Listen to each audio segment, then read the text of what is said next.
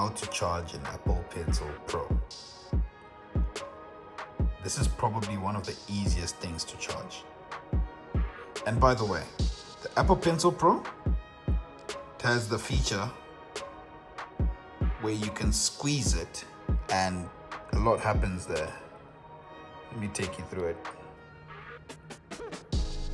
So when you squeeze it, the options come out. And when you squeeze it again, they disappear.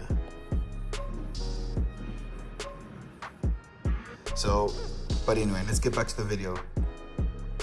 How to charge it. It's actually pretty simple. The top of the iPad is actually magnetic. So you don't have to do anything else. You just have to put it on top and it starts charging. Take it off and it's charged. Put it back on.